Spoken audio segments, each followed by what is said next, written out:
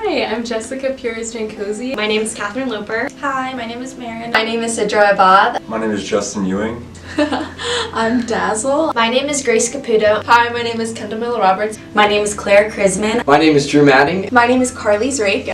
Hi, my name is Mackenzie Jenkins. Hi, I'm Angela Wong. Let me get my thoughts together on that because there's just so much. There's a lot to pack in there. I found out about SMU and the Human Rights program. I knew it was the place for me to be able to get that educational foundation to be a better advocate for change. Human rights are important because we're all human and we all struggle on some level, and everyone needs to be an advocate for everyone else's struggle, regardless of their experiences and regardless of their view of the struggle.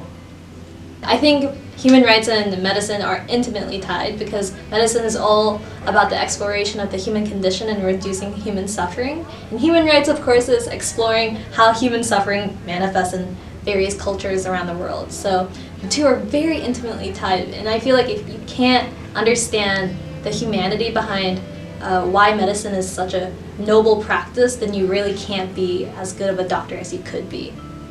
A human rights degree can just enhance any other career path. You can have a whole career centered around human rights, but you can also go into finance, or you can go into film, or anything, and human rights will just be a really wonderful addition and a viewpoint that you can bring to any field in the entire world, any field of study in any career. People should care about human rights because it's at the forefront of everything that you do. Everything that you're doing should be related to ethics. It should be related to protecting people and serving the community and doing things that other people may not be doing in the process because they don't really pay attention to those things. You have to go forth with that philosophy, that idea of ethics, in order to provide the best for people and in order to be the best at your job, because at the end of the day, every job is accountable for making other people feel like they are being respected, that they are being honored, and that they have dignity. In high school, I really developed interest in history and politics, and when it came time for college, I was like, okay, what do I want to do? I knew I wanted to do something with political science, and then I just stumbled across the human rights program here at SMU and was really fell in love and knew that human rights was a degree I wanted to pursue. So that's what kind of led me to human rights and what I want to do with my career. I've learned about issues that I didn't even know existed or couldn't even fathom about. Specifically for capital punishment, I learned more about the criminal justice system in ways that law school's not going to teach me unless I specifically seek it out. And so it's been helpful to get a more well-rounded perspective on the types of people and clients that I will be dealing with in law school, and also just being able to build the sympathy for other people and understanding that I'm in a privileged position and others aren't. So I think overall it's really helped me be able to connect with people more, and it will help me a lot in my law career. I knew I wanted to double major, but I wasn't sure what in until I found the Human Rights program. And so I feel like the crossover between dance and human rights is particularly important because I think the arts are a great entryway point for people to experience human rights issues and to discuss them on a deeper level. For me, human rights come in that advocacy component of, okay, well, why is it that everyone deserves access to care? Because we're all humans and we're all born with basic and inherent human dignity.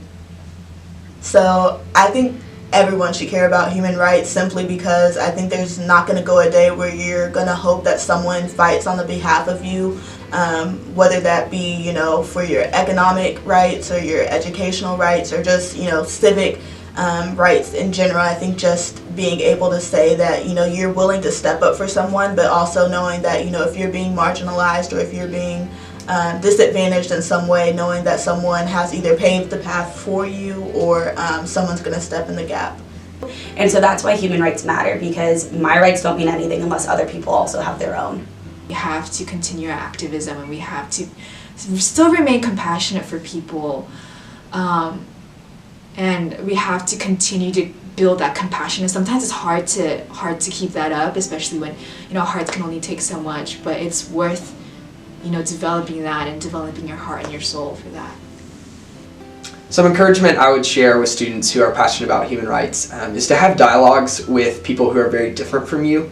I've found just a ton of value, whether it's through the Human Rights Program or other organizations at SMU, that some of the most growth that I've seen in myself is just through having conversations with people who are nothing like me, or just had a very different background, and sort of, finding those similarities that we do have, but then seeing where we differ, and just has really allowed me to grow just in my own ideas, and become more open to different ideas.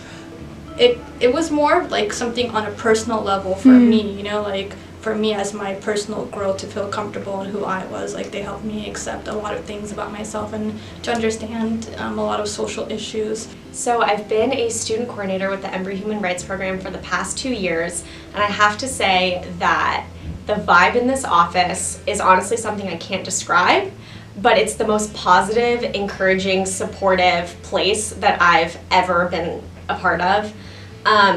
It's one of the safest, most inclusive, funnest places to be on campus, in my opinion. Honestly, I think what I'm going to carry with me after I graduate is those relationships that I've built here in the office. I've been lucky enough to work in the office the past 4 years, and so I've come in contact with so many amazing people, adults and students, and I am just so grateful for those experiences, and I know that I've grown as a person because of the people that I've interacted with, and there is just such an incredible sense of support here. You know that you can come into the office on your best day, on your worst day, and you're going to find what you need. We are a family. We are a community that sees all people as equal. We are world changers shaped by our pursuit of human rights. We are a family committed to social justice and advancing dignity for others. We are a community of students passionate about humans. We embrace all and all we want to pursue. We are empowering each other. We are a community who is striving to make sure that every person is heard and cared for. We are creating the new generation of social activists. We are a family. And we say that a lot in the office, but the SMU Human Rights Program truly, truly is a family and is unlike any other program on this campus. We are creating a community of activism. We are the beloved community. We are a supportive, diverse, and inspirational family that is steadfast in our dedication to the truth that there really is no such thing as a lesser person. There's no such thing as a lesser person. There is no such thing as a lesser person. There is no such thing as a lesser person. There is no such thing as a lesser person. There is no such thing as a lesser person. There's no such thing as a lesser person. There is no such thing as a lesser person. There is no such thing as a lesser person. There is no such thing as a lesser person. There is no such thing as a lesser person. There is no such thing as a lesser person. There is no such thing as a lesser person. There is no such thing as a lesser person. Okay, you just convinced me. All right.